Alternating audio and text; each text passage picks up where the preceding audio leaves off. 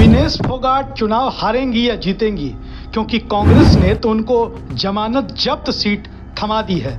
नमस्कार, Hind India news में आपका स्वागत है। देश की राजनीति में इन दिनों हरियाणा विधानसभा चुनाव की चर्चा बहुत तेज है और हरियाणा विधानसभा चुनाव में विनेश फोगाट की चर्चा बहुत तेज है। विनेश फोगाट देश की जानी मानी पहलवान, जिन्होंने अंतर्राष्ट्रीय स्तर पर कई दफे भारत का नाम रोशन किया है। विनेश फोगाट ने अपनी सियासी पारी शुरू कर दी है।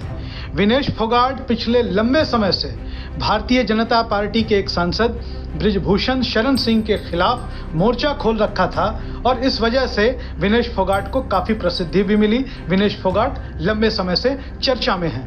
अब विनेश फोगाट राजनीति में आ चुकी हैं। उन्होंने बाकायदा कांग्रेस पार्टी का दामन थाम लिया है और कांग्रेस पार्टी ने भी उन्हें जुलाना सीट से उम्मीदवार घोषित कर दिया है। अब हम आपको बताएं, जुलाना विधानसभा सीट के बारे में अगर हम बात करें तो पिछली बार जो यहाँ विधानसभा के चुनाव हुए थे 2019 में कांग्रेस की सीट से जमानत जब्त हो गई थी।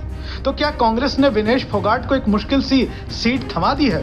हम अगर बात करें जुलाना विधानसभा चुनाव परिणाम 2019 की, तो यहाँ से जननायक जनता पार्टी, जो दुष्यंत चौटाला की पार्टी है, उनके उम्मीदवार अमरजीत ढांडा की जीत हुई थी।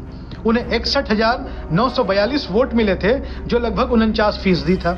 दूसरे नंबर पर भारतीय जनता पार्टी के परमिंदर सिंह धूल थे। परमिंदर सिंह धूल को 37,749 वोट मिले थे, यानी कि लगभग 30% के करीब वोट। जबकि कांग्रेस के धर्मेंद्र सिंह धूल तीसरे नंबर पे थे और उन्हें मात्र 12,440 वोट आए थे और 10% वोट लाने में भी वो असफल साबित हुए और इसी के साथ उनकी जमानत जब्त हो गई थी। जबकि बात करें 2014 के विधानसभा चुनाव की, तो जुलाना में इंडियन नेशनल लोकदल की जीत हुई थी। 2009 में भी इंडियन नेशनल लोकदल ही जीता था। एक तरीके से कह लें कि जुलाना सीट इनेलो और जेजेपी जैसी पार्टियों का गढ़ है। लेकिन इस बार यहाँ पर विनेश फोगाट कांग्रेस के टिकट पर चुनाव लड़ रही हैं। हालांकि आपको यह भी बता दें कि 2005 में जुलाना सीट से कांग्रेस की जीत हुई थी। लेकिन अब बात करते हैं विनेश फोगाट के व्यक्तित्व की। अगर जुलाना विधानसभा क्षेत्र के आप किसी गांव, गली, टोली, मोहल्ले में जाएं, तो वहां पे लोग आपको विनेश फोगाट की तारीफ करते हुए मिलेंगे। लोग विनेश फोगाट को यहाँ हाथों हाथ लेते हैं। लोग विनेश फोगाट पर गर्व करते हैं इस इलाके में। लेकिन एक विधायक के तौर पर, एक विधानसभा उम्मीदवार के तौर पर लोग विनेश फोगाट को कितना अपनाएंगे, यह एक बड़ा सवाल है।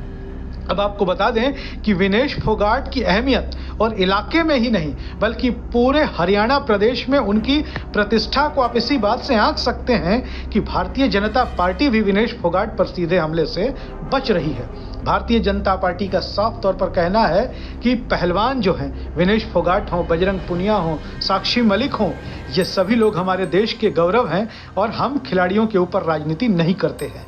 यानी कि विनेश फोगाट पर हमले बोलने से भारतीय जनता पार्टी बच रही है। उधर कांग्रेस विनेश फोगाट को लाकर अपने कमजोर गढ़ में मजबूत होती हुई दिखाई दे रही है। जुलाना की बात करें तो यह जाटलैंड बांगर की एक महत्वपूर्ण विधानसभा सीट है। आपको बता दें कि जुलाना विनेश फोगाट का ससुराल भी है और यहाँ के बख्ता खेड़ा गांव में उनकी शादी हुई थी। जबकि विनेश फोगाट का मायका बलाली गांव में है, जो चरखी दादरी विधानसभा क्षेत्र में आता है। अब चर्चा यह हो रही है कि इस इलाके में अगर जाटों के बाद ब्राह्मण वोट बैंक काफी महत्वपूर्ण है। ऐसे में भारतीय जनता पार्टी से कोई ब्राह्मण उम्मीदवार विनेश फोगाट के सामने आ सकता है। बात करें हरियाणा विधानसभा चुनाव की, तो 5 अक्टूबर को हरियाणा विधानसभा चुनाव के लिए वोटिंग होगी, जबकि 8 अक्टूबर को काउंटिंग होगी और 8 अक्टूबर को यह साफ हो जाएगा कि हरियाणा में सियासत का ऊंट किस करवट बैठा है।